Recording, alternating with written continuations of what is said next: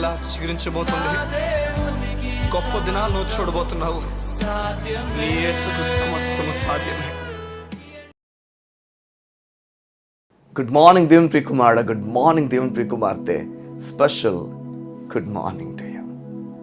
ఇద్దరు శిష్యుల గురించి ఉదయం నీతో మాట్లాడడానికి ఇష్టపడుతున్నాను. వీరిద్దరూ కూడా వారు ఉదయం లేచి వారి పని మీద వారు బయలుదేరి చేపలు పట్టడానికి వెళ్ళిన అన్నదమ్ములు వీరు. సంగమ వినండి జాగ్రత్తగా. వీరి వృత్తి ప్రకారం, వీరి తల్లిదండ్రులు వీరికిచ్చిన ఆ వృత్తి ప్రకారం, వీరి తల్లిదండ్రులు వీరికి నేర్పించిన విద్య ప్రకారం వల వేయడానికి వెళ్ళారు. వల వేయడం ప్రారంభించారు.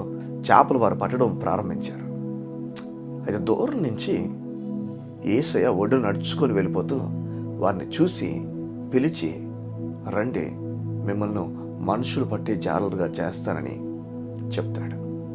సంగమ విన్న ఒక మాట నేను చెప్తున్నాను ఈ ఉదయాన. దేవుడు మన జీవితాల్లో కొత్త ప్రారంభాలను ఇస్తాడు.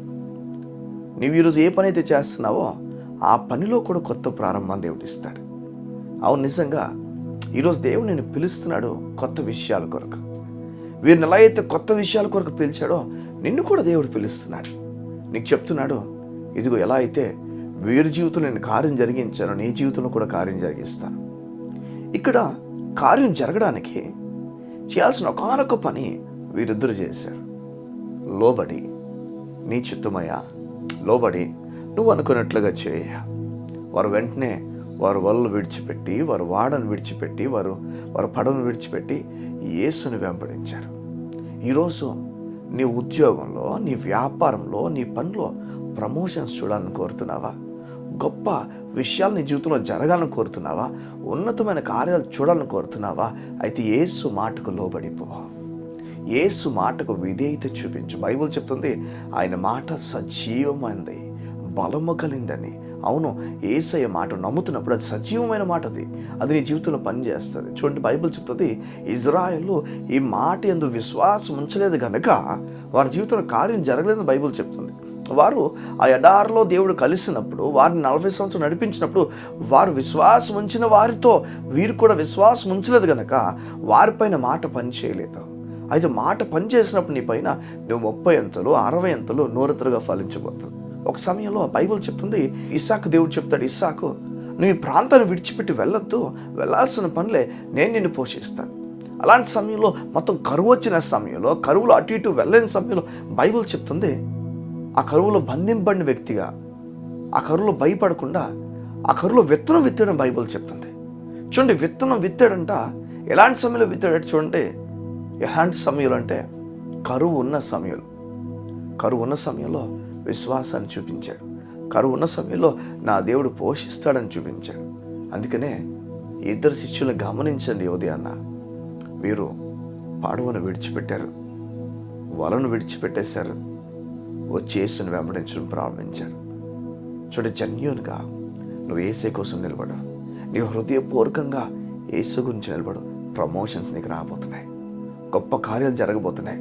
అడ్డిన వ్యక్తులు ఎవరైతే ఉన్నారో వారు తప్పించబడతారు. వారి నుంచి తప్పించబడతా ఉన్నతమైన కార్యాలు నీకు జరుగుతాయి.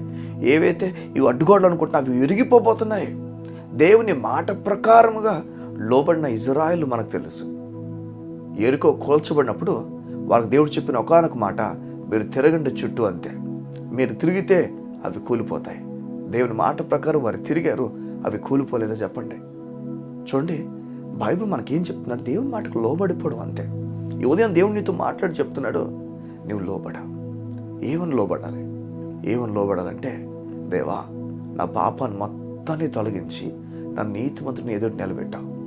నేను వీరి దగ్గర పరిగెత్తను, నేను విశ్వాసం ఉంచుతాను, విశ్వాసంతో ఓర్పుతో నాకు ఇచ్చిన వాగ్దానం నేను సొంతంచుకుంటాను చెప్పా.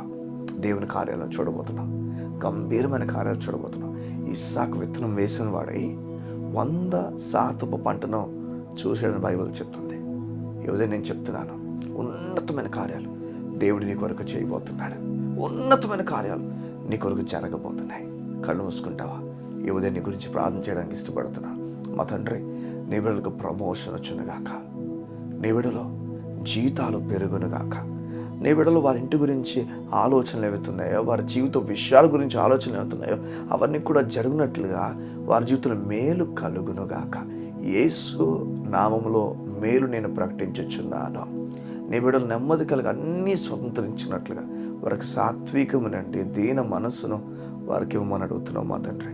ఈ ప్రత్యేకమైన దినాన్ని కృపను వారి పట్ల ప్రకటించు. దేవుని ధైర్యమును సమాధానం నీ బిడ్డలో ప్రకటించు. నెమ్మదితో ఉన్నతమైన కార్యాలు చూసినట్లుగా సహాయం అడుగుతూ ప్రమోషన్స్ ప్రకటించు దేవా. వారు చేస్తున్న వ్యాపారంలో అభివృద్ధి ప్రకటించు. యేసు నామమును ప్రార్థించున్నాం తండ్రి. ఆమేన్, ఆమేన్, ఆమేన్. ఈ ఉదయాన్న దేవుని కార్యాలు నువ్వు చూడబోతున్నావు, 100% చూడబోతున్నావు. God bless you.